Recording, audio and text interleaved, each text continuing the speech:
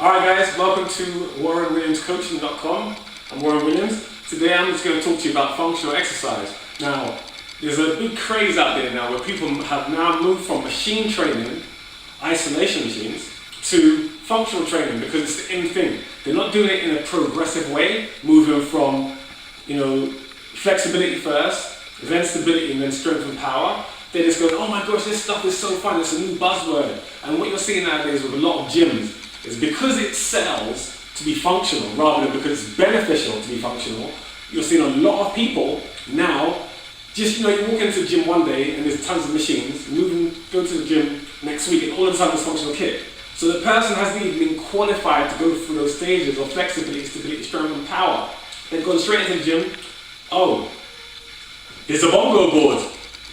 I've just been working out on a machine doing bench press for 25 years. I've only been using my phasic system, and the phasic system is the prime movers. So a phasic system allows movement of the arm, but it doesn't prevent secondary movement. So, if I did something like that, if I threw a ball and I wanted it to go straight, I'm using the phasic muscles in the dominant plane, but the stabilizer system would stop the ball going off target.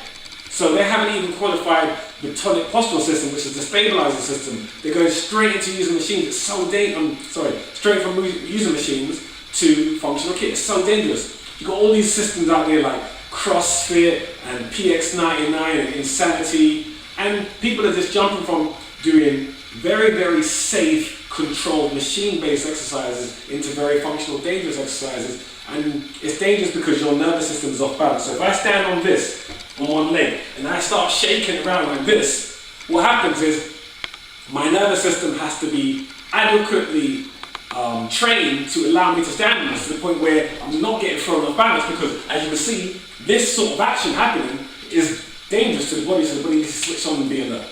So we need to qualify the person before they can use kits like the board rock. Another thing is if you haven't got stable shoulders, you've just been doing bench press, and then you go to working out on a Swiss ball with dumbbells, you don't have adequate stabilization of the glenohumeral joint or the shoulder girdle. So you're going to get an injury because you're generating power without adequate support, because the support system, being the tonic balance system, hasn't been trained to match the level of your phasic system. So this is where something like this will come in handy, because what you're doing is you're generating enough nervous system activation to stabilize the shoulder girdle. So air bars come in, they're handy. If you're finding something like board rock too hard, then get a Duradisc. Duradisc, standing it, it's a lot easier. As you see, it's a lot more stable, so you're targeting your nervous system. So my point here is just showing you a quick example of a few pieces of kit.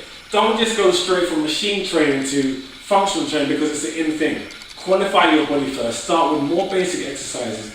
Turn on your nervous system by stimulating the challenge, and get your tonic postural system in line with your phasic system progressively before you start all these fantastic, fun, explosive exercises on Swiss balls with one dumbbell and one leg off the ground and all this sort of stuff. Otherwise, you will get an injury.